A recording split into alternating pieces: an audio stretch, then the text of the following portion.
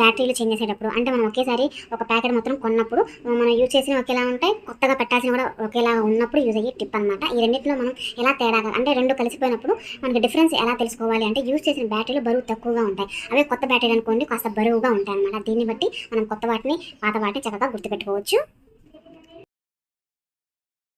ఆ తర్వాత టిప్ వచ్చేసి ఇలాంటి పర్సులు కానీ చిన్న బ్యాగులు కానీ ఉంటాయి కదా, ఇలాంటి బ్యాగుల పైన షోరూమ్ కానీ షాప్ కానీ పేర్లు అయితే ప్రింట్ అయి ఉంటుంది. ఇలాంటి వాటిని మనం బయటికి తీసుకెళ్ళి వాడాలి అంటే కొంచెం ఇబ్బందిగా ఉంటుంది, ఆ పేర్లు కనిపిస్తాయి కదా అని. అలాంటప్పుడు యూజ్ అయ్యే ఐడియా అనమాట చాలా సింపుల్గా నెయిల్ రిమూవర్ ఉంటుంది కదా, ఆ నెయిల్ రిమూవర్ని ఇలా బడ్డకి కొంచెం తగిలినట్లుగా అంటే ఒకసారి ముంచేమనుకుని చక్కగా అది బడ్డ మొత్తం కూడా అంటుకుంటుంది. కాబట్టి ఇప్పుడు ఆ బడ్డతో మనం ఈ లెటర్స్ పైన రుద్దాలన్నమాట. అంటే ఒక్కసారి కాదు, ఆ లెటర్ పోయేంత వరకు కూడా ఈ నెయిల్ రిమూవర్ని కొంచెం కొంచెంగా వేసుకుంటూ మనం రుద్దినట్లుగా చేసుకోవాలి, కొంచెం గట్టిగానే రుద్దాలన్నమాట.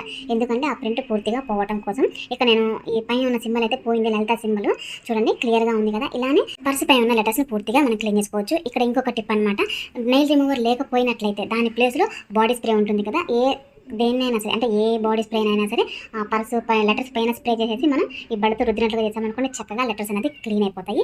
చూడండి ఇది పూర్తిగా మనం క్లీన్ చేసుకున్న తర్వాత అనమాట పర్సు. సో రెండు వైపులా కూడా లెటర్స్ అయితే ఏమి కనిపించట్లేదు. ఇలా మన దగ్గర ఉన్న పర్సుల పై ఉన్న లెటర్స్ని చక్కగా క్లీన్ చేసి మనం వాడుకోవచ్చు. తప్పకుండా ట్రై చేయండి, అందరికీ చాలా బాగా యూజ్ అవుతుంది.